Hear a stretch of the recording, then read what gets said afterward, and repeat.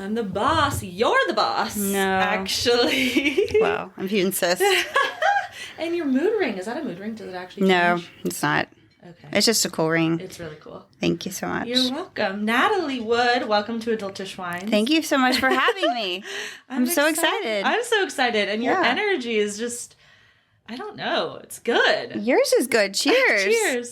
Thank you. Chardonnay. Yeah. And you were so sweet. You brought me some Riesling. I did. From Germany. But not sweet. But not sweet. That's important. It's important to note that. I really appreciate that. Mm-hmm. And again, when she brought it to me, she's like, I have to tell you that it is not sweet. It's important because I know you like wine, and a lot of people who like wine don't like sweet wine. Yep. And I would have graciously accepted it. I know. And you would have faked it, and you'd be like, oh, thank you so much. And so, like, I'm so not into faking. And so I was like, of course, I would fake it too. So I was like, I have to let her know it's not sweet. And, you know, I knew that you were okay with not sweet because you talk about how you like chard. Yeah. So, not sweet. I don't know. Like, I would have graciously accepted with no question asked. And then, like, let's say in 2 weeks, if you're like, did you try the Riesling? Yeah, I don't know what I would have said. I wouldn't have asked. I wouldn't have asked because sweet. if you hadn't said something, I just wouldn't have asked because then I'm just going to assume you didn't like it. So I don't want to know that. So I wouldn't have even asked. Right. I just would have just been like, she didn't like it. Okay, let me ask you about this awkward situation. Okay, it wasn't awkward. I just had a birthday. Okay, happy birthday. Thank you. When is it? It was the 14th of January. Okay. Yeah, and a friend got me a gift, and it was like I'm really excited about it, actually. It's a Nest Pura. It's like a timed scent thing. You can turn it on and off with your phone. I'm super excited about it. Like a scent, like essential oils or just a fake scent? No, like it's a diffuser. Okay. Yeah, and you plug it in, and I'm super excited about it. Yeah, it sounds awesome. And there's no diffusers, but the package says it comes with, you know, it's the device and it comes with diffusers. And I was like, well, maybe I'm confused. So I was like, do I ask her if there were supposed to be diffusers in here, or do I not? Like, I don't want her to feel bad that they're not in there. Did you just Google it? I just would have Googled. Like, I didn't Google. I texted her. Oh. And now I feel bad because she feels bad because she's like, what the hell? There's supposed to be diffusers in there. Yeah. I mean, I don't want to say bad choice, but bad choice.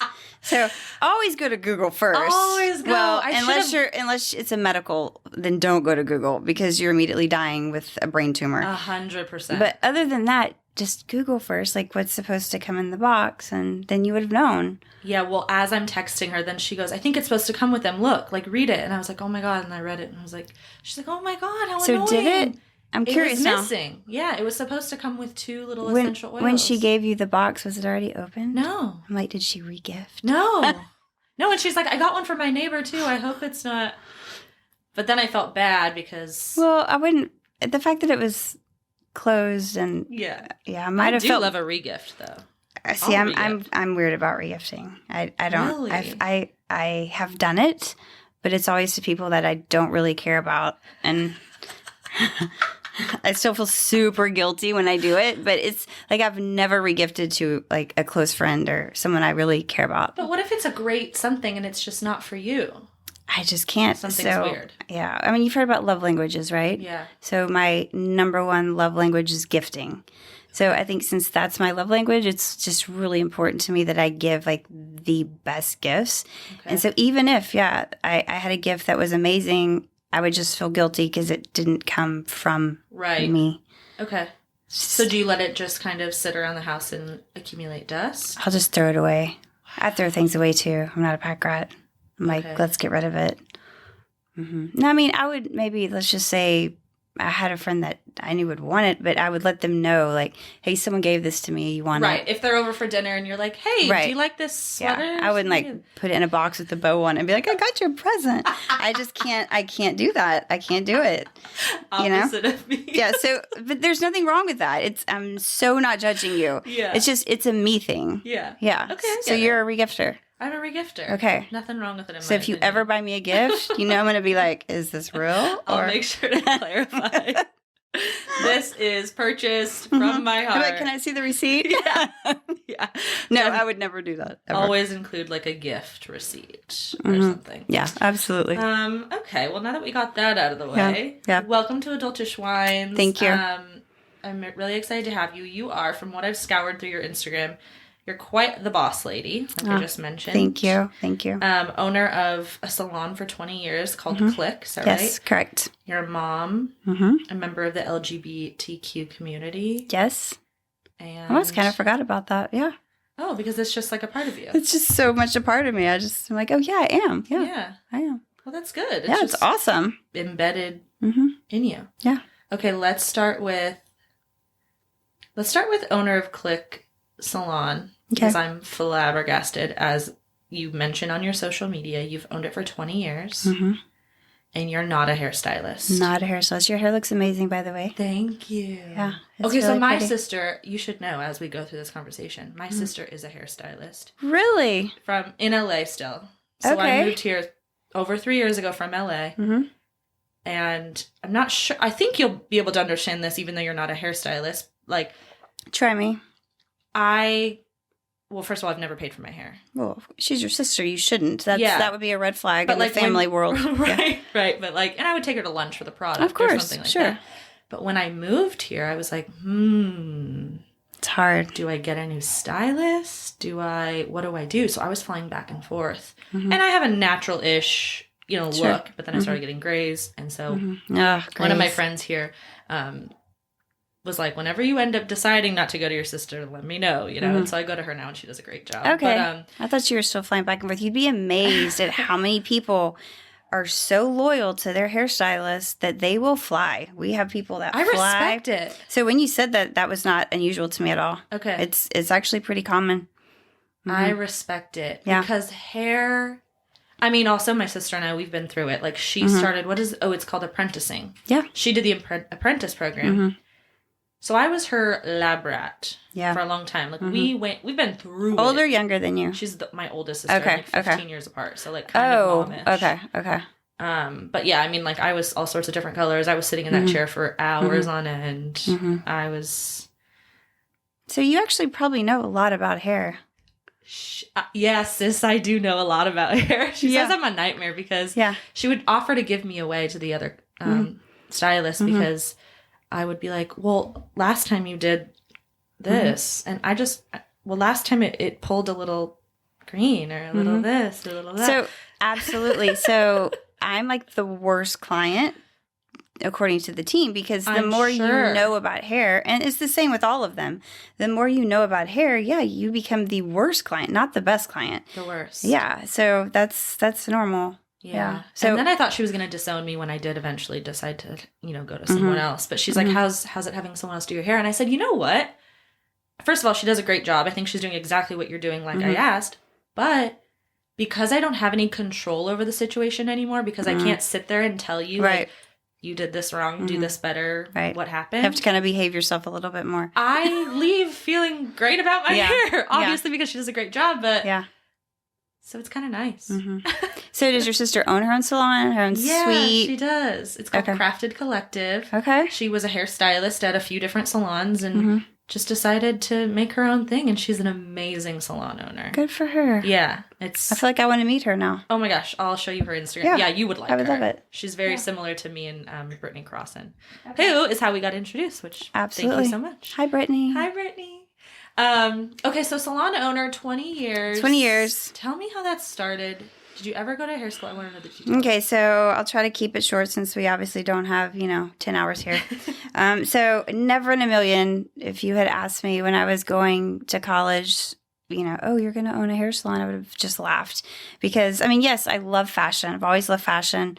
But actually, getting my hair done is a chore to me. I don't know if you're one of those. There's like 50-50 camp. Some people love it. They find it relaxing. Some people are like, oh my gosh, it's a chore. Not me. Okay. It's like getting my nails done. I hate it. I hate it. Same. So yeah, if someone had told me that, I would have just laughed because it was just a chore to me. Anyway, so, I was going to college for psychology and I went to get my hair done by what I heard was this amazing guy, but we lived in a very small town. Okay. And, so male hairstylists typically have the benefit because there's one male for every, 10 million women, female hairstylists. So just being a male in the hair industry, you just kind of stand out. So anyway, went to him and, super long story short, we ended up getting married. Oh. Yeah. Okay. Right. Yeah. So, and we both wanted to move to Houston. So I wanted to move to Houston at that point to go to grad school. And he wanted to move to Houston to open a salon.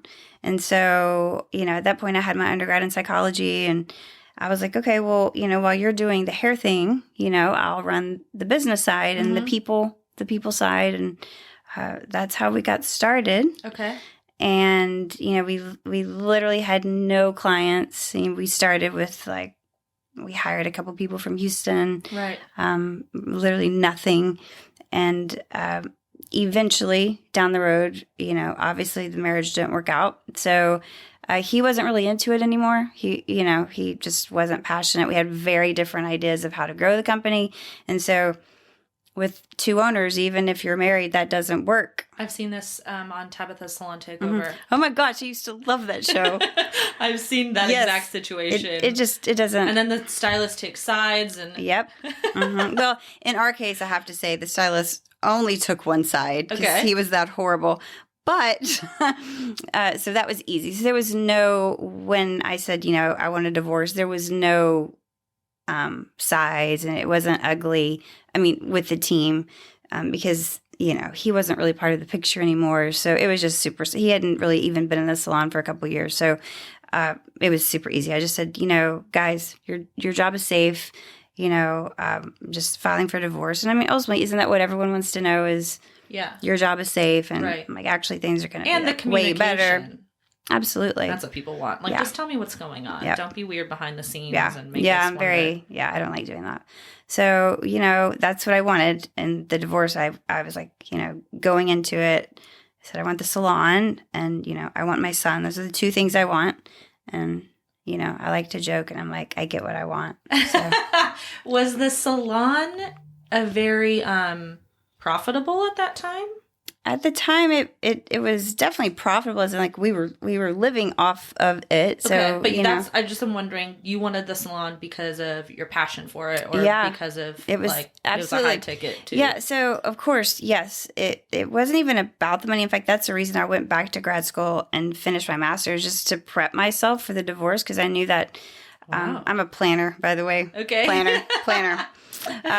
So, I wanted to make sure that, because there's no guarantee I would have gotten the company, right. So I wanted to make sure, I had something to back it up with. So it really wasn't about the money for me. It was very much just really passionate about the business. It was kind of your pride and joy. And I just love the business because first off, the people are amazing. The clients are amazing. Like a people person. I love people, and stylists are just fucking, can I say definitely. Fuck on here? Okay. Yeah. Stylists are just fucking amazing, and it's just so fun being around such creative, outgoing, just unique individuals, and just being able to go into your place of work, and 99% of the time you're making people's day. That's pretty cool. So that's amazing. Yeah. I remember growing up with my sister doing my hair. She, of course, tried to make me a hairstylist. Go to school for hair. And I contemplated it many times. I think I'm a smart lady, but for some reason, I just get real confused about those. What the colors? Oh yeah. It's a 10, it's a 2, it's a 2.5, it's, all this stuff. And I'm going to go mix the color. I'm I would die. Yep. My personality is, if I disappoint somebody, I can't ever be seen by them again. And that is stressful. That is stressful. If I mess up your hair, yeah. No. So, but I always loved the environment. Every salon she ever worked at. And before she started doing hair, she was a sales rep for hair. For a product line? Yeah. Okay. And so when I was little, I would go around with her to the salons. And so I feel like I grew up in salons. I love the vibe. I did not know any of this. So you really know the backstory of salons. You know how they work. I do, I would say. Yeah. And I love when my sister listens to this. She's going to be oh, shut up. Yeah. She's going to be like, you think you know. You think you know. But, it's just like you said, about, I think you can answer this about hair, but no, I'm not a hairstylist. I have zero desire to be a hairstylist. Okay. Just like you. Color formulation and cutting's all geometry. I suck at geometry. It's like I was trying to play pool with my girlfriend the other day, and I've been playing so much longer than her, and I still lose because it's geometry, right? It's lines and angles. So no, but at the same time, I know so much about hair. So, you can not be a hairstylist and you still just being around it. Yeah, and you know a enjoy lot. the craft. Yeah, you know a lot about it. Like, I can walk by and I know if it's a good haircut. Right. You walk by, you know if it's good color. Like, And you really have the best, what a cool job to be able to walk in, something creative, wear what you want, because I know that you're big on that at your salon. Love that. Mm-hmm. Like tattoos, wear your hair, whatever you want, right? Fashion, whatever fashion vibe you have. And I'm so big on that because everyone's fashion is unique and different. And it's like, why would we want to box someone in? Yeah, why do you want to be the same as anyone? No, that's like so many salons. It's slowly edging away from it, or like all black or black and white. Do you remember that? I remember that from when I used to hop around when she was sales repping. Yeah, I do. They could have crazy hair, colorful. Mm-hmm. Obviously, that's what you're selling. But the clothes, it was all very black. Mm-hmm. It was just. We're thankfully coming out of that, but there's still a lot of salons that do it, and once again, no judgment. I feel like that's the whole reason this industry, it's not just hair, it's fashion. So it's like, if you're in this industry, you should be able to like wear fashion and look awesome. And you're spending, how you just said someone will fly to their hairstylist. I'm sure it's because they're doing a phenomenal job. But also, in my experience, your hairstylist, regardless of how often you see them, become like, to a degree, a friend. Of course, a therapist. I know that like they get all the tea. It's a cliche. Is it your hairstylist or your therapist? Right. But I mean, that does ring true. Like, you get there, you get comfortable, you're going to be there for hours, and you see them once a month, once every other month. Like, so it's cool to see you dressed how you want to dress. Tell me about your life. I want to know you. I want to feel involved and included. Yeah. Oh yeah. The things that we know, the things we hear, it's a fun, all I can say is it's a fun, exciting world, and then just getting to, like, my passion is like really more of the team. So for me, like, of course I love our clients, but my client is the team. And so, I get to take care of them and interact with them.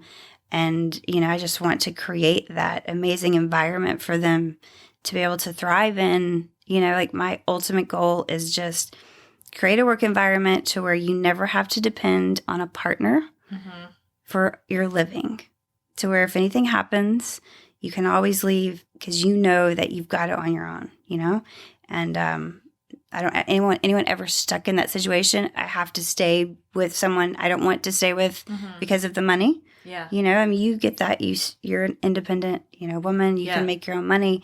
And it's like, I want everyone to be able to want to be with a partner, but not have to, and then just have a place where they can be themselves and whatever is authentically them, they can live that. Like, that's what, like, I thrive on. And gets me super excited. They spend so much time. Yeah. You spend so much time at your workplace. Absolutely. Whether it's something you absolutely love or you're slaving away and you hate it. Yeah, which is the worst. It's the worst. But if you can be in a fun, creative environment with good people around you, you kind of can't beat that. Right. And that's what I strive to create. Now, obviously, it doesn't always work. I mean, I always say when we don't hire someone or when someone leaves, because both happen, no one's a bad person. It's just not a good fit. It's like a relationship, right? Yes, there are some legit bad people, but most of the time, it's just not a good fit. Yeah, so don't take it personally. Yeah. Either way. Right, exactly. And I saw that you don't do, which my sister doesn't do at her salon, and I didn't know that it was a big thing, but you don't do contracts. Some salons basically make you sign up for a year that you're going to be there. Yeah. Oh, just like hearing the word contract. It's so cringy. And it's not like I get...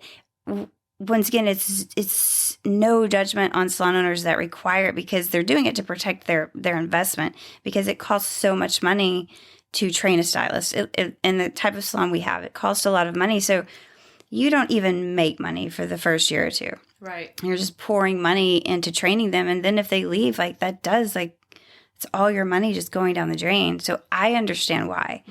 But I like to look at the big picture, and it's way more important for your culture to have people that want to be there. So, I mean, first, if your hiring practices are pretty on, that doesn't happen that often. But even if it does, wouldn't you wouldn't you rather someone that doesn't want to be there, that's going to poison the entire culture? Mm-hmm. Wouldn't you rather them leave than stay just because they signed a contract? 100%. Because it can just start with a one. It's all it takes is one. Trust me, I know. And it can move quickly. It moves very quickly. And so long term, you can lose one person or you could lose 10. So I would just, to me, if you don't want to be there, I don't want you there. Yeah. You know? And do what you love. Spread your wings. Yeah, it's okay. It's like, some things work out, some things don't. Yeah. Yeah. You said earlier that you want people to feel like they, as far as a partner goes, you don't need to rely on a partner. Mm-hmm. Did that kind of happen with your ex-husband? Absolutely, because I was in that situation it's like, that's why I went to grad school, because, I wanted to leave way before I left. But I was just so scared of, can I do it on my own? My son is autistic, so that's really expensive. Oh, gosh. And so, it's just all these things I felt so trapped. And so I was like, well, I want to leave, but can I afford it on my own? Can I, Wow. And so, yeah, like if I can help it, if I can influence anyone, I don't want them to ever be, any woman especially. Obviously, men can be in that situation, but it is more women typically. I just don't want them to be in that situation. It's like, if you want to leave, you can leave because you can do it. Mm-hmm. Your son is autistic. How old is he? He's 17. He's about to turn 18. Okay. Mm-hmm. Would you mind going into that a little bit? I don't know that I know of anyone close to me that's autistic. Really? And so when you said it's expensive, so expensive. That sounds about right, I would imagine, but right. Can you educate me on that a little Absolutely, bit? I'd love to. And when I say it's expensive, I think it also depends on the route you go as a parent. Mm-hmm. So, there's obviously so many, public therapies available, but how can I say this, delicately? Typically, it's not near as good. Okay. So if you have an autistic child, especially if it's like more moderate to severe, I mean, they need 40 hours plus of therapy every week. And so, public and government, they're not going to pay for that. They're just, so, most people that can, and not everyone can afford it. I mean, we were very fortunate that we were able to, and we had to sacrifice a lot. It wasn't just like, woohoo, let's throw the money, Right. Lots of sacrifices, but, like nothing but, I mean, your life consists, especially the younger years, of nothing but therapy after therapy and special needs schools. And, I would say at this point, and this is not an exaggeration, he's almost 18, easily at this point have spent $1 million total, easily, probably more on therapy. Wow. In his lifetime. Yeah. Because we started when he was not even 2. Okay. So it's expensive. You knew he was autistic at 2? Yep. He was diagnosed at 2. What is the typical, like, early? Obviously not talking is a big one. And there's the thing about autism is everyone's different. Mm-hmm. So, but they do have some overall signs, because you can definitely have higher functioning autism where they're talking, at the normal time. And those, you're usually not going to need to spend as much money in therapy. They're just your higher functioning, kind of just your little, they're just kind of, different, mm-hmm. Okay. They're usually very intelligent. So those, not so much. But your typical, when you get into, wow, you're going to need a lot of therapy, they're not talking, by like 15, 18 months. They don't point at things. Okay. So, little kids are like, look. Or if they can't talk, they're just like pointing at the whatever, the sun or the stuffed animal. Like they don't point. Okay. They, do a lot of sensory stuff. Like we all do. Like all of us do sensory things. We don't realize it, whether it's biting our nails, whatever. But they do. It's pretty extreme. So it's like they can walk on their tiptoes, or they love to look at spinning things. Oh gosh, I feel like that's every baby I've ever known. And see, that's just it. There is a time where it is very normal. Yeah. But then once you pass like that developmental stage and they're still doing it, that's when it becomes not normal. Okay. And so you took quick action and basically got your there were son so into... many signs. I mean, to me. Right. You know, yeah. So, yeah, got it diagnosed super early. And, you know, then that's just like a whole different world. I feel like I live in two worlds. I say I have like my world, and then there's like my son's name is Maverick. Okay. Maverick's world, because it's such a different world. It's just therapy, and those parents that live in that world, they'll know what I'm talking about. Right. It's just there's no baseball games and all that other stuff. It's therapy. It's it. It's a very different world. And so he lives with you. Yes. Still. Mm-hmm. And will for not necessarily forever. At this point, I mean, he's in an amazing school that I love, which I'll totally give them a shout out. It's called The Hub in Houston. Okay. It's amazing. But I mean, at this point, my hope is he can at least live in some type of, they have like community homes, you know, to where it's, and they're getting more and more of them because autism is like skyrocketing, the numbers.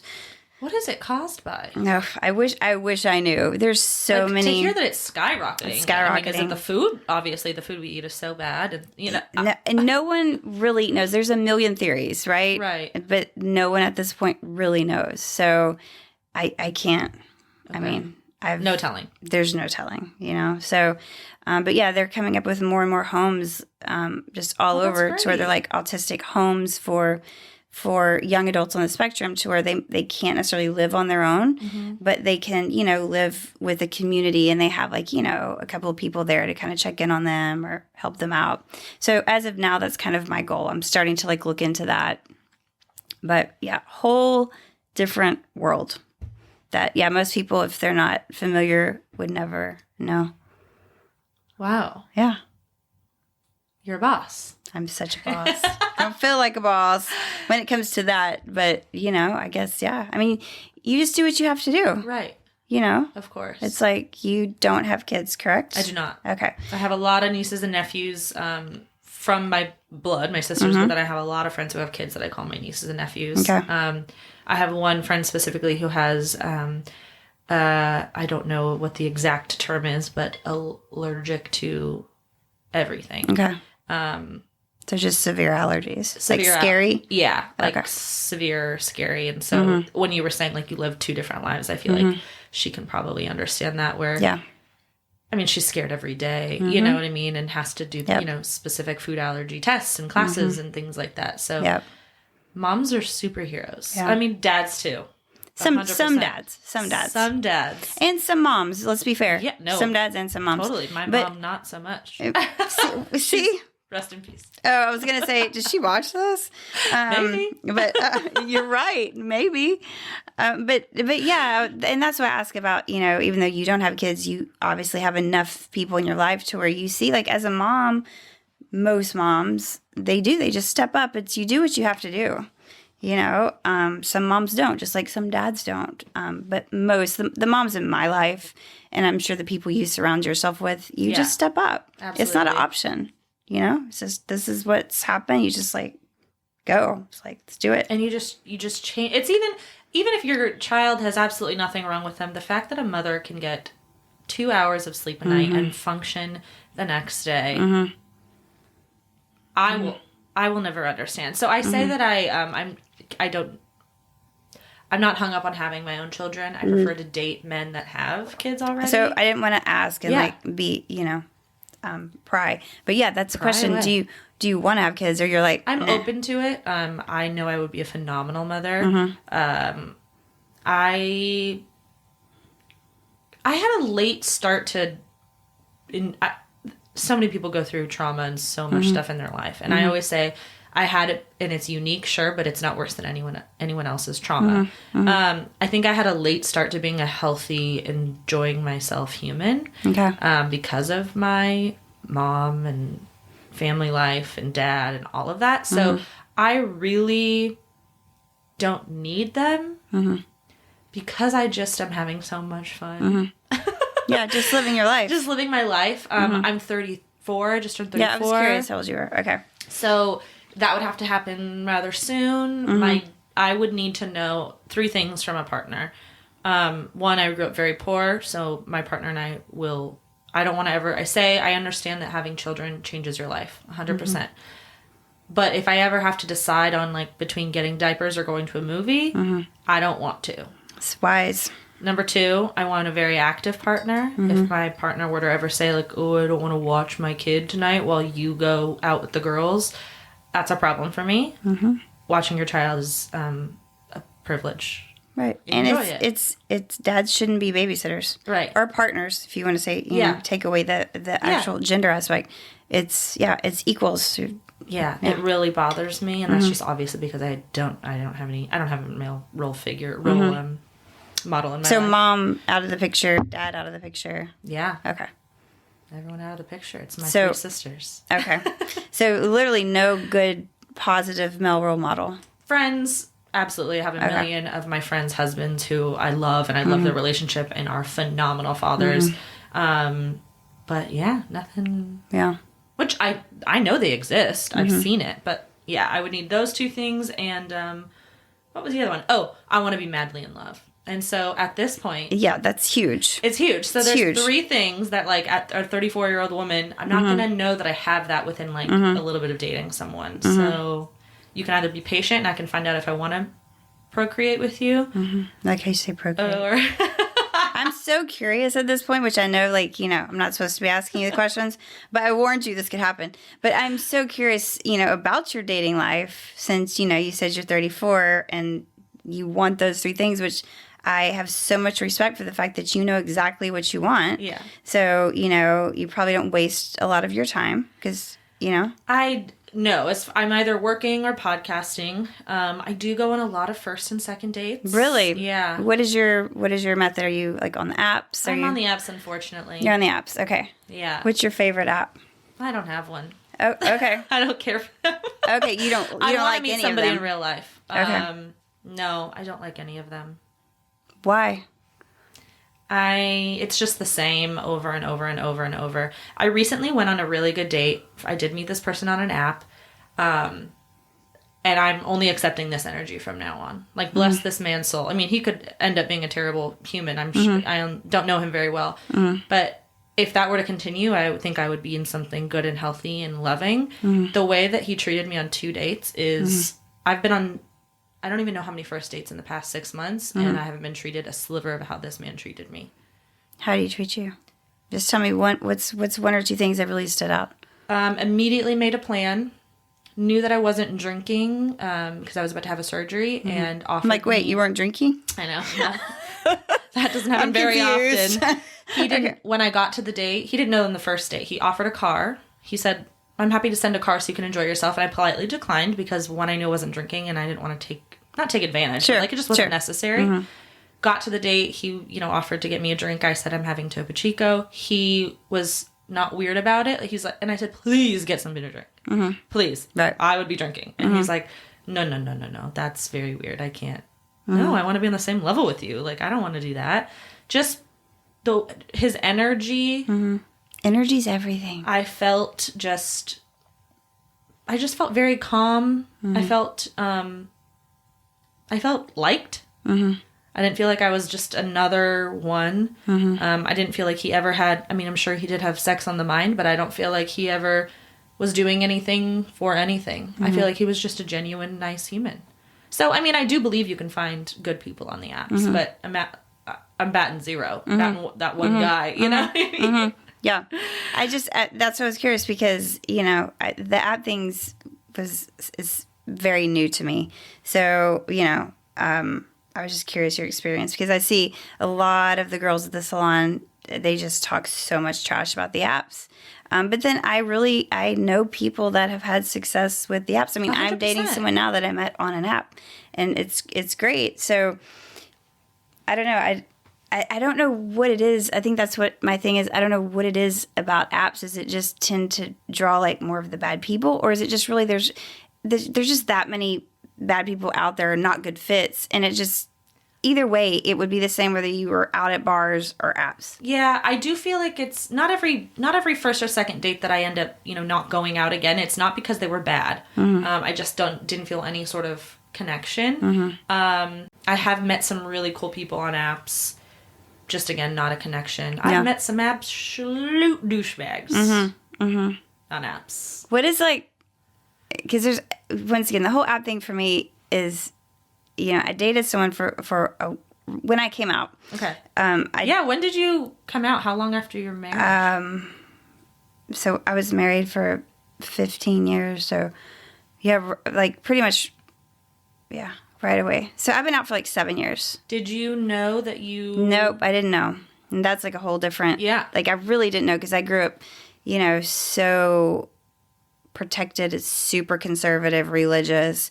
I didn't even know gay people existed until I was in college. Like I didn't even know the whole concept. I was so protected, homeschooled until, So anyway, but I dated someone like, when I was literally, through that process of getting divorced, I was really starting to figure some shit out.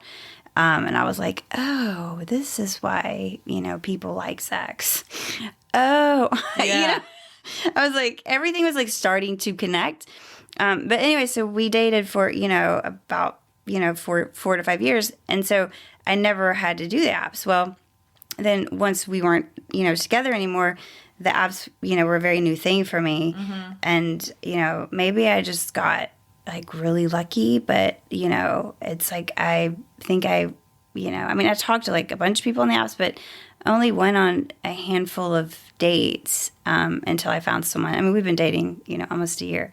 But my question for you, since you've been on them longer, is my number one issue, my number one ick, cringe, is I do not understand, okay, why, I'm going to say women, because obviously I was on lesbian apps. Okay.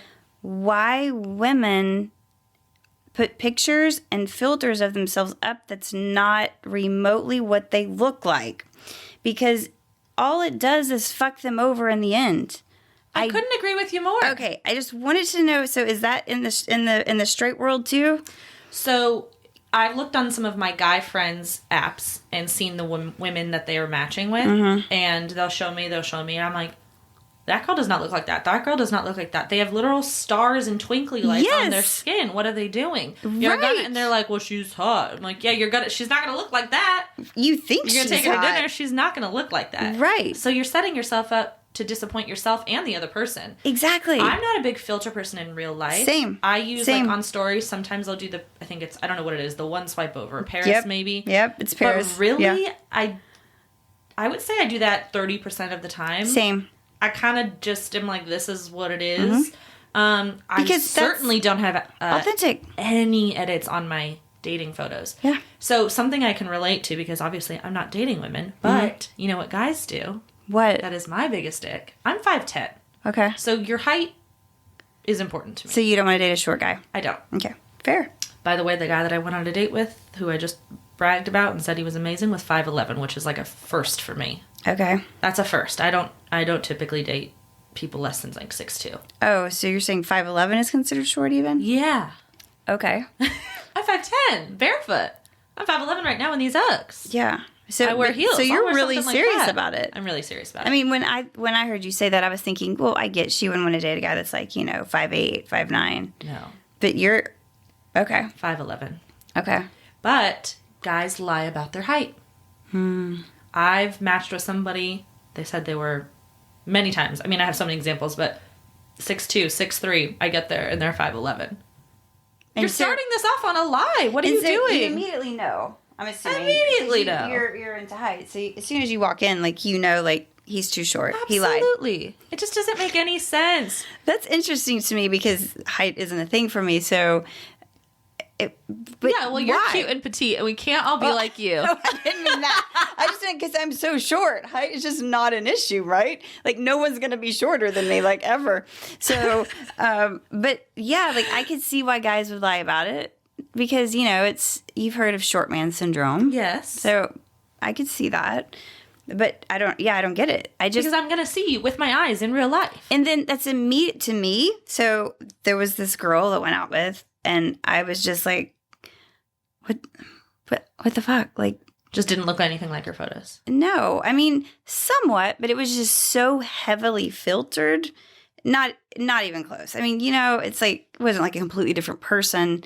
But very much, to me, that's just deceitful. And and so you start off like immediately lacking trust. 100%. How can you start a relationship like that? Right. Do you really think, because I've talked to other lesbians about this. Okay. And I've heard some of them like, well, maybe they hope that you're going to have like, develop that emotional connection first. Because, I don't know about straight, but lesbians, I mean, they get emotional and deep like really fast, Really? like on app. So yeah, it's such a lesbian thing. Okay. You've heard the term U-hauling, right? It's like after the second date, they move in together. No. You don't know what U-hauling is? I don't know what U-hauling is.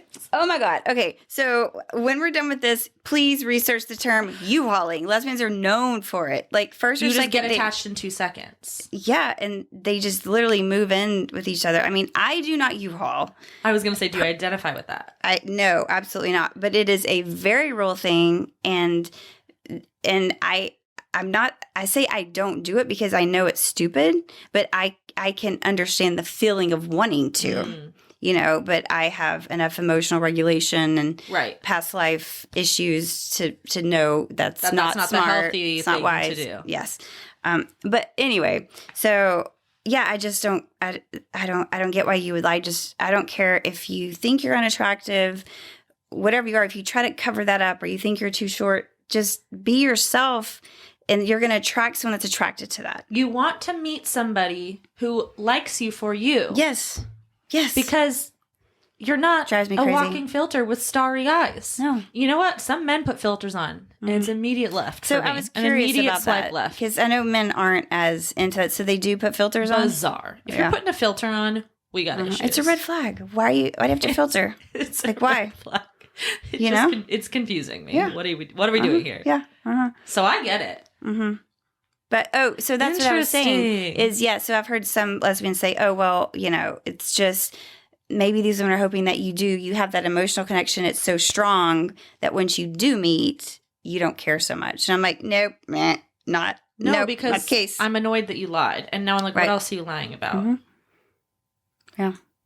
I think it's ass backwards. I think what you're doing is weird. Agree. So the guy that I went on a date with, the 5'11" guy, he ended up researching my podcast. He knew about it beforehand. And he goes, you talk about height a lot.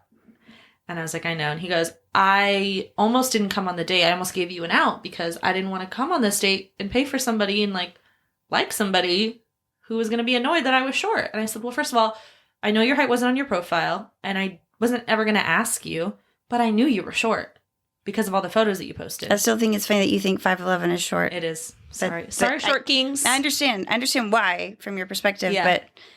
Yeah, but he goes, and I said, I'm really glad you didn't give me an out. He was going to say, hey, I know we haven't had the height conversation, but I just want to let you know I'm 5'11". And I was like, I'm so glad you didn't because I'm having the best time with you. Would you have taken that out if he had told you that? I told him in that moment I wasn't sure how I would have reacted because I think I would have felt very awkward. Not because he was 5'11", but being told, I'm giving you an out because I'm shorter than your preference. Do you want to go on this date? I would have been like, oh my God, how awkward is this? Then you would have almost felt like you had to say yes. I think I would have still gone on the date. But But anyway, I was like, oh, I'm so glad you didn't. I'm having the best time and I had the best time with him. So now, short kings, hello. So see, okay. So so you're going to go out with him again, yes? Yeah, hopefully. Okay. So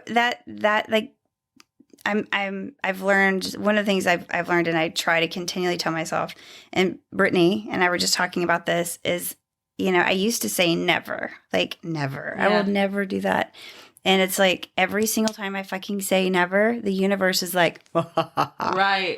So it's I really try to be so open-minded because you never know what's going to happen. And, I need to be. You may be closing out the best thing that could ever happen to you in your life. And everyone has said that. When I told my girlfriends, one of them was like, told you so. I'm like, get in line with everybody else I know. Right. Every other human I know, get in line. You're all going to tell me. And I'll take it. That's fine. And maybe that's just a life lesson. Life lesson. Yeah. Yeah. So I was really, it was a nice reckoning, to have, to eat a little bit of shit pie. Is that what they say? Oh, yeah. I've done that so many times. That's why I'm like, never say never. Never say never. Well, and you also say, is it live your free? Live your free. Yeah. I'm really big on that. And that's just simply because I think I had so many. I was so close-minded. I didn't realize it. It wasn't purposeful, but just being raised, so conservative and so religious, right? There's a big difference to me between religious and spiritual. Okay.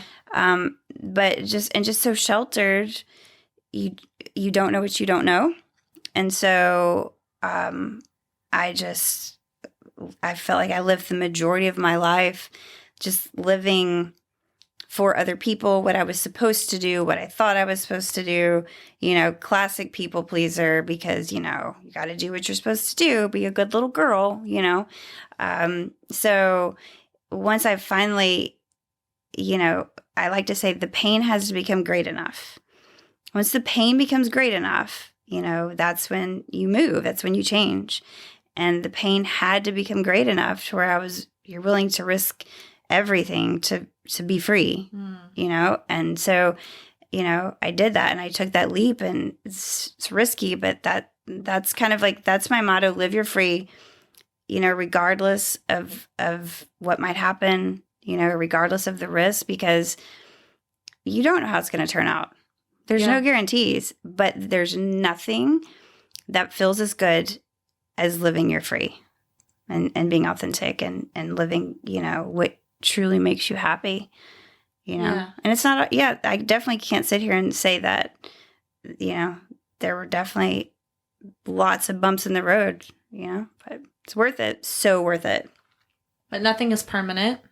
That's what I learned recently. I agree with that. Nothing. From one of my guests. Nothing. She told us a story and she was like, it's important to remember that nothing is permanent except for death. So get up. You have to get up. It's going to be so hard. Cry about it.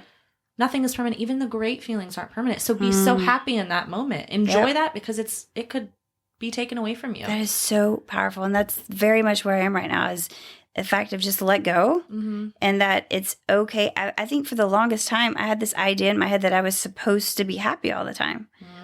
And it's been very recent, probably the past couple of years, where I realized that's actually not what life is about.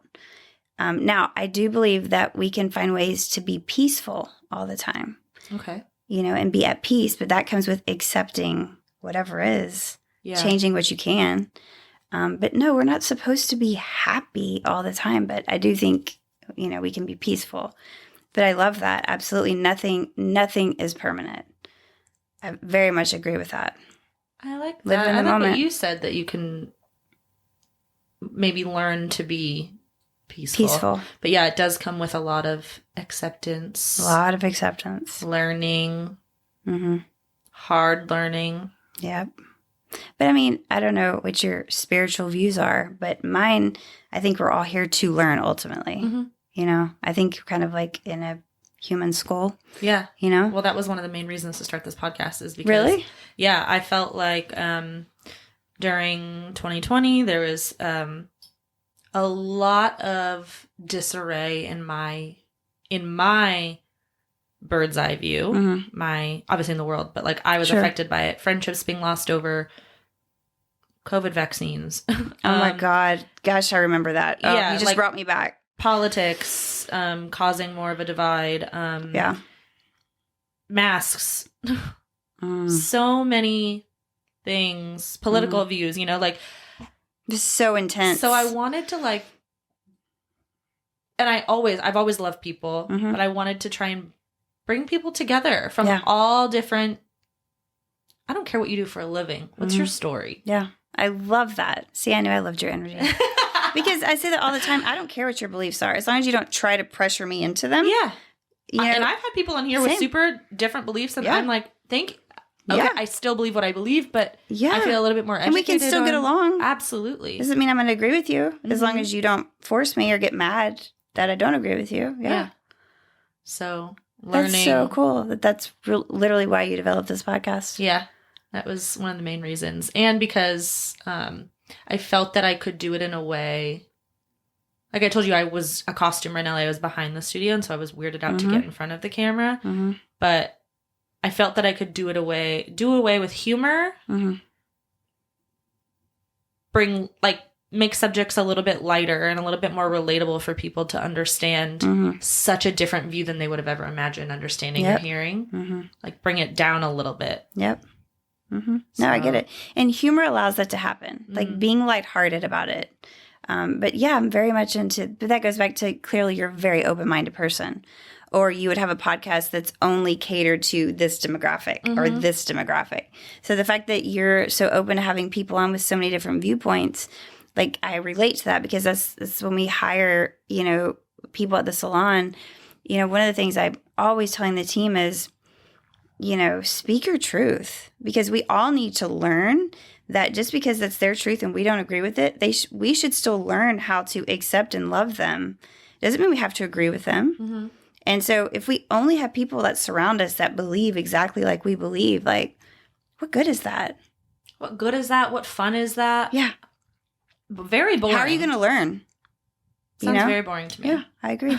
And I'm with you. Being open-minded is, I've like opened my mind and changed my mind on so many things. I don't know if you have, but I've been around so many differing opinions. I've definitely had my mind changed. I used to, I would say 15 years ago, I remember a story came out about how, I think it was Target or the owner of Target was donating to anti-LGBTQ.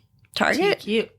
I think so. Maybe it was Chick-fil-A. No, Chick-fil-A for sure. I know Target just recently had like a positive. Yeah. But it was years ago. Yeah. Highly likely. It came out or it was leaked that someone invested in something. It was definitely Chick-fil-A as well. But I remember being like, never going to Chick-fil-A. I'm never going to wherever it was. And I didn't know what cancel culture was at that time. But I remember being like, I'm never supporting that.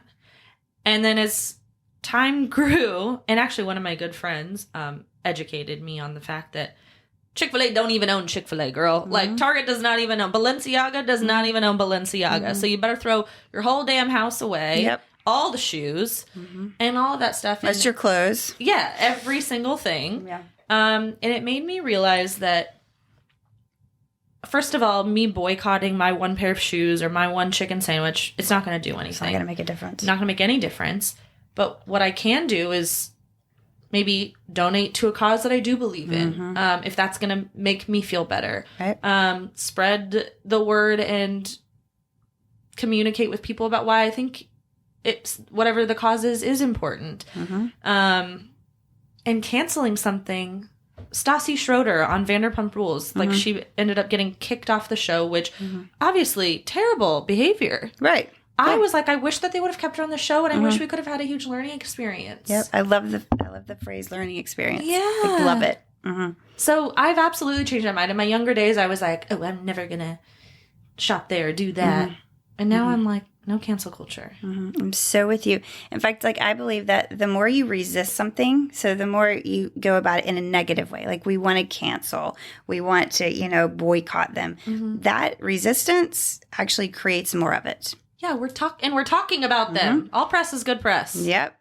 Versus just like what you said, if like, you know what, I'm still going to enjoy my, Chick-fil-A, if that's your thing. But I'm not a big believer in what they're doing. So I'm going to go out and I'm going to support and do positive things about, the LGBTQ or whatever it is. That is what actually creates more of, acceptance and love, not getting behind the boycotts and cancel culture. Exactly what you said. Like the more what's the phrase? Whatever you resist, persist.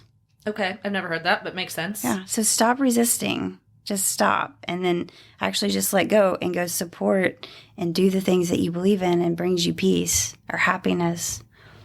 Yeah. Yeah. I love that. I love what you said. What is something that you've changed your mind? I don't know if you can think of anything off the top of your head. So many. I mean, obviously, I never thought I would be gay. That's huge. Yeah. Just growing up so conservative, it's just not just even being aware. Like, I would have just never in a million thought I would be gay. And then when I started connecting all the dots, when I was in my late 30s, I mean, that's huge. I changed my mind. And yeah, I mean, at first I had initial questions of, am I really? Because, you have all those past, conditioning from your parents. We all, like you said, trauma. I think even the best parents give us trauma, and then the worst parents give us even greater trauma. Mm-hmm. So you question, well, is this for real, or am I just going through a phase, or, that just because I had such a bad experience in my marriage to a man, and so, that's one of the things I definitely changed my mind on is I'm not straight. That's huge. Kind of a big example. That's a big example. But then I came to the conclusion of, I'm gay, and people be like, well, so are you bi? I'm like, no, I'm gay. I'm gay. Like, I'm so sure I'm gay, but it took a minute, I didn't just wake up and go, oh, I'm fucking gay. Like, no, it took a minute because of all this past conditioning. So you have to like kind of get rid of, you have to, society, parents, educators, whatever life we lived in, they put so many filters in our mind. We have to like slowly take each filter out one by one. Mm-hmm. You did that all on your own? Did you? I'm definitely a big believer in therapy. Yeah. But as far as the gay thing, that was very much something I came to on my own. Because even my therapist was like, can't help you with that. I'm not going to tell you if you're gay or not. She was like, honestly, it doesn't fucking matter. She was like, do what you like, do what makes you happy. She did say, which I loved. She said, I will say this, most of us are way more sexually fluid than we realize. Yeah. And I was like, I agree with that. Interesting. Yeah. So, hold on. Let's see. What's one of the sayings that we had a team retreat just a weekend ago. And have you ever played the game Never Have I Ever? Yeah. Okay. So, half of it's about sex, right? Yeah. So it was some sex question, or like if you were in an all, same-sex prison, would you, have sex with them if that's your only option, whatever. So, one question turned into like an hour conversation. And, I've learned this saying, a while back, but it was like every girl that says she's straight is straight until she's wet. And I was like, my experience is that's so fucking true. But anyway. Interesting. It's just, so I'm a little food for thought. Food for thought. And I'm going to go back to my therapist. I'm going to blame this on my therapist. Is she just said her experience and her belief is the vast majority of us are way more sexually fluid than we believe. And I'm in no way saying that, people are choosing or not choosing to be gay, or I'm not saying that at all. I'm just saying that based on my experience, I think we're seeing more and more, at least I am in the salon, bisexual, because we hire such young people and they're in their 20s, and so many of them are bisexual. And I think it's such a positive thing because it's actually who we are in so many ways. And we've just been so filtered to, you're not that. That's not okay. Right. Don't think that. Just even down from like getting the pink onesie for a girl or the blue for a boy kind of thing. Yeah. Yeah. And I think that's, because we're not being as conditioned, and even as crazy and upsetting that social media can be sometimes, it is great to be able to, touch the younger people and expand everyone's minds and expand the older people's minds as well. Vice versa. Yeah. So, it's just something to think about. Something to think about. What was it? A straight girl is straight until she's wet? Is that what she... Every straight girl says she's straight until she's wet. I went on such a bad string of first dates a while back, and I went to Postino afterwards, I don't know, one night, and there was clearly the bartender was lesbian, and she was gorgeous, and I was like, could I just be with a girl? Like, should I just do that? So you started thinking, like, should I? did. Yeah. I did. And I was like, no, unfortunately. God, I wish I could. I wish I could. And so we had this exact same conversation at 3 a.m. at our team retreat. All these women. And I think ultimately everyone came down to the fact, think about it this way. If you were in an all-female prison... for the rest of your life, would you? And that doesn't in any way mean that you're bisexual or anything like that. No, I would. I would get down and dirty. See? I would do what I had to do. Every single one, eventually, once we talked it through, and there was no like pressuring or persuading, we're just talking. They were like, they're like, yeah, because we're sexual beings. I would say it confidently that I would. Yeah. I mean, I don't know what the terms are, but like, yeah. Someone would have to show me the way. That doesn't mean you're bisexual, but it means that, like my therapist, we're all more sexually fluid. Sexual beings. We're just sexual beings. Yeah. And it's like so many people still make such a fucking big deal about it. And it's just like, let people be who they are. Mm-hmm. Like, just let them be who they are, whether it's they're bi-curious, they're lesbian, they're homosexual, they're just fucking let them be. You know? I just keep saying, keep your side of the street clean. Like, just do you, boo. Yeah. Are you a Taylor Swift fan? Because, that's her lyric, keep your side of the street. No, I didn't know that. Oh, yeah, she is. Wow. I keep my side of the street clean. I might have heard that song. Okay. I'm not a Swiftie. Okay. So we're going to... But you're leaving now. I think that she's great. But I'm more of like a Beyonce girly. Okay. Yeah. Oh, Brittany told me you went to her concert. I did. Was it amazing? Amazing. Yeah. Oh, man. Like, dramatic to say life-changing, but I mean the happiness and joy and fulfillment that I felt, I loved it. Really? Yeah, she's insane. Yeah, that's how I feel about Taylor. So I feel your energy. Like, I get it. My niece did go to the Taylor Swift concert with, it was like her and her few friends, and then all the moms went, and they, of course, dressed like the Eric, because I think that's what they were doing. Yeah. And my sister said, like, as the parking was a shit show, everything was terrible, blah, blah, blah. Yeah. But I would do it all over again, because the energy in that stadium was like, wow, the world is good.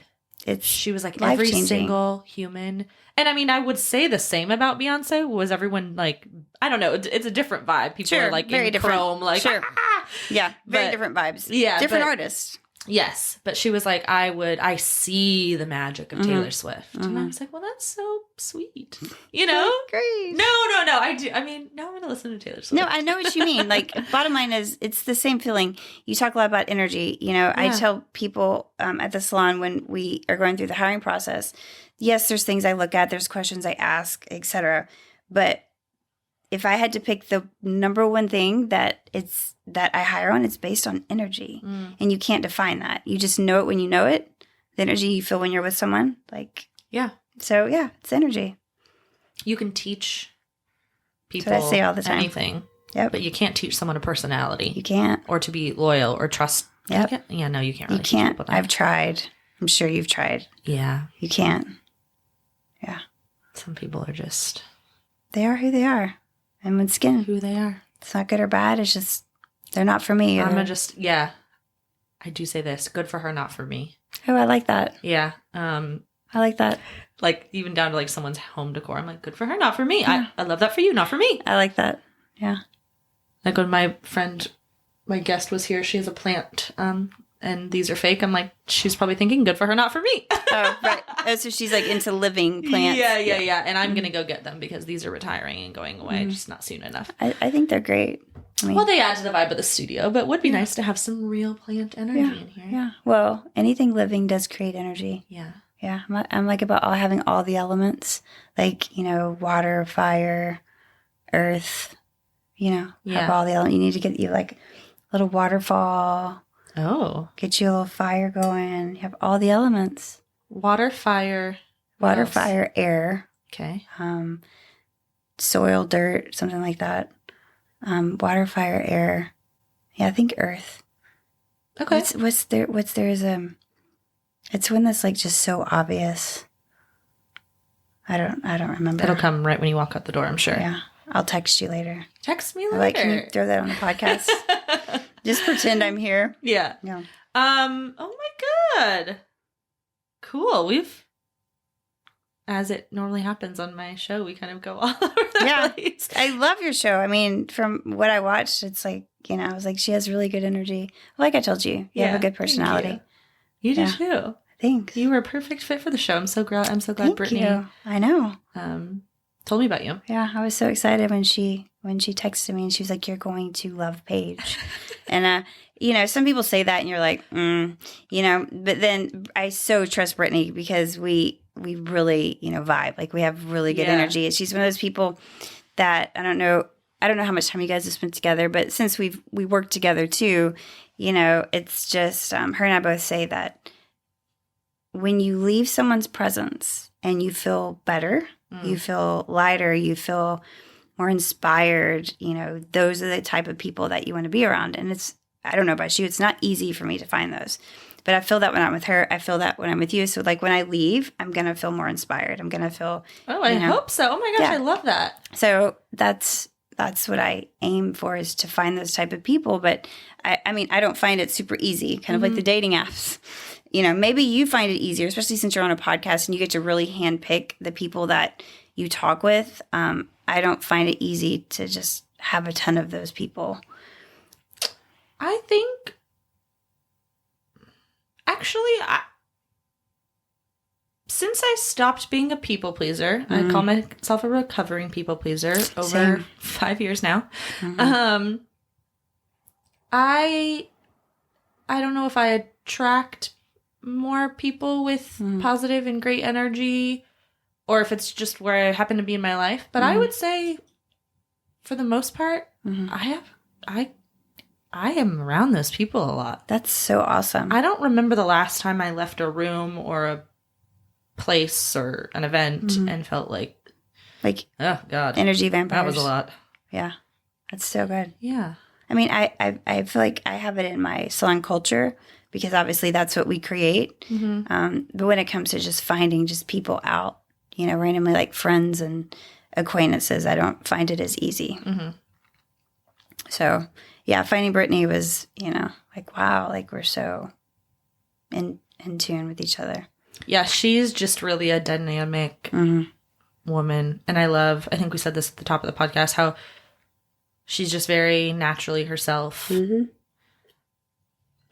of talks right when she first wakes up in the morning, or is on the go, and nothing is picture perfect. And very authentic. That's who I like to, more and more so on social media, people are like, follow the people that you, that you like, follow the people that, emulate the life that you want. And so I've never really had a toxic relationship with social media, but I haven't either. I haven't. I'd never want it to get that place. And so I started following these just more natural personalities. Well, that's clearly your vibe. You are, like, you and Brittany remind me so much of one another. She reminds me of myself too. I'm like, hopefully it's a compliment for her. Yeah. Of course it is. She would say the same thing. But yeah, like, absolutely. I'm a big believer. Follow who you want to be, Yeah. And, I know she's a recovering people pleaser too. So, have you done the whole therapy thing? Oh yeah. I'm currently in therapy. Okay.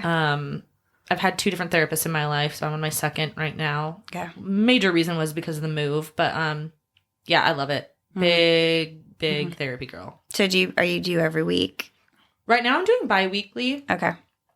I was doing every week for probably a full year. And then with just my work schedule and the limited days of my therapist, it just worked out. And actually, I think I kind of like it. I don't know. It feels like I have more... We obviously are dealing with things from my past, but like the day-to-day life things, it feels like I have more to break down and talk about with her or something. Sure. So yeah, bi-weekly. Well, and that's a good sign too. I mean, the less frequently you can go, typically it means, the more healing you're doing. Yeah. You're not so desperate as oh my God, Right.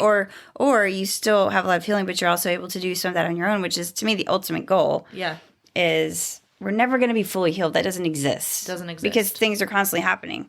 Yeah. But the more coping skills that you have on your own, you don't always need, oh my God, I need to call my therapist. Like, I can handle this myself. Yeah. Someone recently, because I talk about therapy on my social media, like I'll say at my work, I'm going to my therapy appointment, see you later. Yeah. Like, I just want to make it very normal. And someone said recently, I haven't been to a therapist, but I've been thinking about it. And I said, I would totally do it. I said, my recommendation is, both times that I've needed a therapist was the first time I found one, and the second time, because of my move, I waited. So I didn't just get a therapist to have one. Right.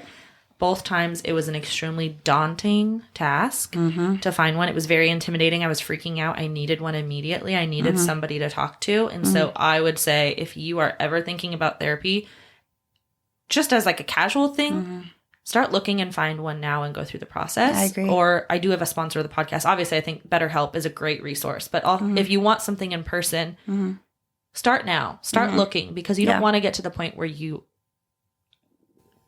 I mean, I was in a terrible position when I needed to find one out First here.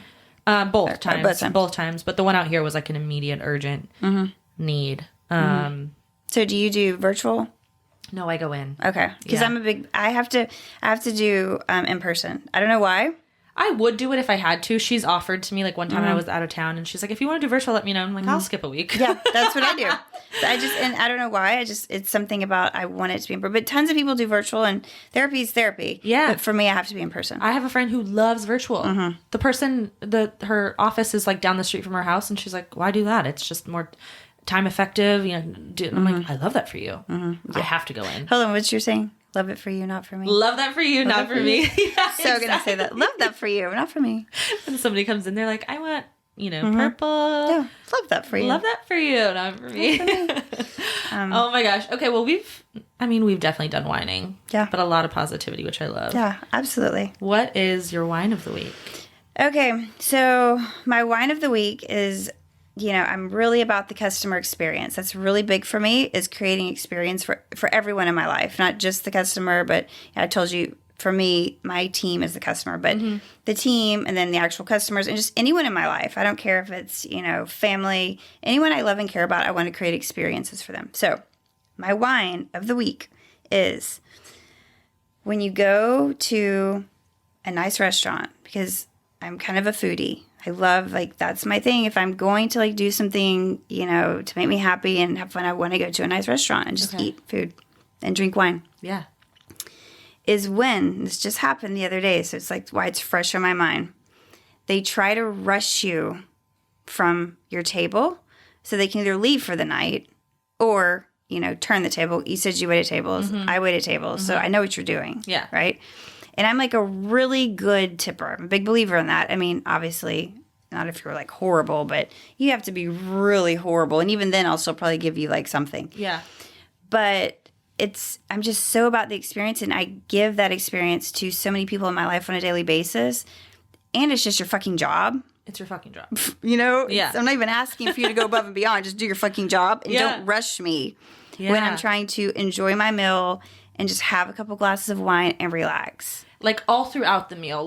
They're not pacing your food. Yeah. They're kind of can we get you anything else? Can we get you anything else? Yes. Need anything else? Yep. Or it's they, they give you your drinks and they're so here's our specials of the day or whatever. And you're like, okay, cool. And you even tell them, I'm just going to relax with my glass of wine, maybe get appetizer. And, and then they walk back 5 minutes later. And they're like, are you ready? Right. Are you ready? Have you? And I'm just like, oh my God. It was so bad the other day that my girlfriend and I actually left the restaurant. Wow. Which that's pretty bad because I usually don't do that. Yeah. So, I left and I'm not one to create scenes. That's not my thing. So, but I did, talk to the manager and stuff, and it was bad. So that is my wine because it's happened many times. Right. Or as well, it's even if I don't want dessert, if you don't ask me, do I want to see the dessert menu? It's I know you're trying to rush me. Right. And I don't know what, and you obviously don't say the name of the restaurant, but there's a different type of restaurant where you're going to course something out. You're probably not, I can't even think of an example, but you're not going to go to somewhere with counter service, which honestly wouldn't even matter, your thing's paid. But want to pace the meal and really take your time. You're obviously at a pretty nice establishment. Yes, that's why I definitely said nice restaurant. We're not talking about Taco Bell here. Yeah. Which, like you said, that wouldn't really happen anyway. Even if it did, let's just say they closed at, I don't know, 11, which I think they're 24 hour. But even if they were get out, I'd be cool. I only paid $5. Yeah, you're right. I'll leave. I deserve that. But it's and I'm also not talking about overextending your stay to where, the restaurant closes at 11 and you're there at 2 a.m. I'm not saying that either. But just think about the experience of the people that, whatever your job is, whatever you do, or whatever, just think about the experience of the person next to you. How can you affect their life in a great way? And if you're, it's just, if you have chosen to be a server at a restaurant and you want to get out right at 11 or 10, or you want to turn your tables really fast, don't fucking be a server at a restaurant. Go find another fucking job. Yeah. That's my wine. Also, I think that I had a while ago, she's a whiskey ambassador. She's a bartender, server. And because I used to wait tables and bartend and food run and host. And it was very temporary job for me. Yeah. But there are people who genuinely and love it and take pride in it. And I think that especially I feel since COVID times, the market of the restaurant is oversaturated with people who don't care. Absolutely. Which is so sad because dining out is really like one of my favorite things to do. So you like it too? Yeah. And even like very casual places. Yeah. You know, El Tiempo. Like I'll go and sit up there. I love El Tiempo. Yeah. Those tortillas are so good. The one on Washington, is that the one you go to? So I live only like 5 minutes from you. Oh. So yeah, we should go to El Tiempo one day. Let's do it. Their margaritas though are... Brittany, you can come. Yeah. Oh yeah, Brittany can come. Yeah. I guess we'll invite her. I guess. Yeah. I guess. Well, if she listens to this podcast and she brings this up, then she can. That's how you'll know if she watched it. Yeah. It's a test. Yeah, exactly. Let's test her. Oh my gosh. Okay, well, I'm down. Well, this was so much fun. Same. Thank you very much. Thank you so much. Totally feel the same. And like I said earlier, thank you so much for having me. You're welcome. It's been a pleasure. It has been, yeah. And thank you for coming.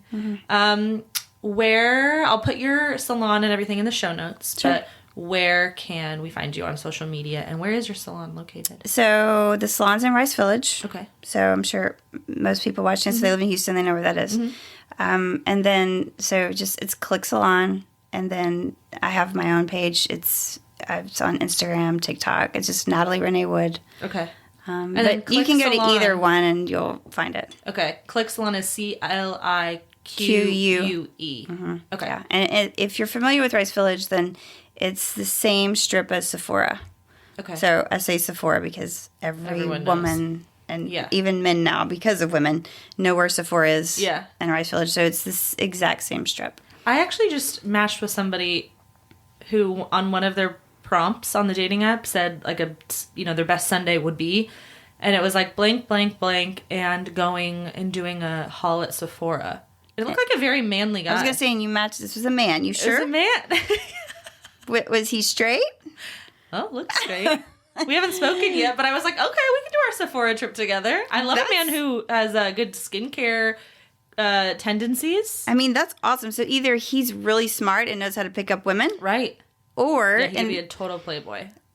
Could be. Or more and more men, we can talk about this, are getting more into skincare, hair care. So it could be a legit thing too. 50-50 on that. Yeah, we'll see. Well, if it goes any further, I'll keep y'all posted. Yeah, I want to know about that. Yeah, please. Just go out with him just to know if he's for real. I'm going to be like, I'm free this Sunday. Yeah, and you'll know because when he goes in Sephora and he doesn't know what he's doing, you'll be like, you're such a liar. But if he goes and you're like, so what do you like to look at? And he starts naming these different lines, you'll be like, he's legit. I wouldn't be mad at that. Yeah, So I've never heard of that. I know. I go in and I see lots of women and I'll see men standing outside sometimes, just kind of hanging out, kind of like the whole Victoria's Secret vibe. Yeah. Yeah, definitely keep me posted on that. And the other guy. I will. I'm more interested in 5'11" guy than I am Sephora guy. Some people feel good about him. I'm just going with the flow. Mm-hmm. Does he watch this? He might watch this. Okay. So that's not awkward for you? It's very awkward. Okay, because I don't think I would. I feel awkward for you that he might watch this. I don't typically share my Instagram or my podcast with people I match. This app specifically is attached to your social media. Okay, I actually like that because you get a better idea of who they are. I don't, because I feel like you're getting an idea of who I am before you're getting too much information. In your case, I can very much see that because people don't go in there and, they don't have their own podcast. Right. But when somebody asks for my Instagram and I say I'd prefer not to share until we meet, then they're like, why? What is she hiding? So it's kind of like, I got to read the situation. Can you come up with just a dating Instagram? Just a dating one. Post in there what you want. Give him that one to where it shows you. Maybe, but it's going to have to take a while because I'm going to look like I have 0 friends. Oh, yeah. Then you look like a total loser. Which I honestly am. No, you're not. That's not true. But I know what you mean. Like starting all over. Gosh, that's so stressful. I mean, I have, like in the real world of actual what I consider. Let's just talk about like you and Brittany. It's like no followers compared to you guys. So I feel like a loser. So I can't even fathom if you're right. Like if you start all over at 0. I have 9 friends. Yeah, it's going to be like either you're a catfish, you're a loser. Yeah. So yeah, scratch that idea. So I just go with, if they have a problem with it, then they're not the person for me. If I can't say, no, thank you, I don't want to share my social media. Do you tell them why? No. Okay. Why? If they ask, if somebody asks, I say a couple reasons. One, I feel like it's a very deep look into somebody that you haven't even met yet. So I just want you to get the chance to like see me in person before you look at my social media. Yeah. I think that's what I say. Okay. I was just curious. Which is the truth. I mean, I just don't say because of the deep look because I have a podcast. Mm-hmm. But even if I didn't have a podcast, I'm kind of like, not weird, but like I don't know. I'm not like I'm unfiltered. I was going to say, you're an open book. I'm an open book. Yeah. So wait to read it. Yeah. No, I get it. I feel like that. And I just do little, 15-second blurbs, that Brittany creates for me. And I feel like a lot of times people know me too much before actually knowing me. Exactly. And, they'll come in the salon and they'll be like, oh my God, like, I'm so happy I met you. Or, it's like, I've been following you, or it just weirds me out. Not like in a bad way, but it's like I want to say, well, that's just like a teeny tiny part of me. Like, right. Yes, it's a huge part of who I am, but it's also like not me because it's social media. Like, you don't really you think you know me, but you don't really know me. Right. So I know what you mean. Yeah. So TBD on Sephora and 511, guys. Okay, sounds good. We'll see. Yeah. Well, thank you again. We'll discuss it over margaritas El Tiempo. Sounds good. Cheers again. Thank you again. Cheers. Winers. We'll see you next Thursday. Love you. Bye. Bye.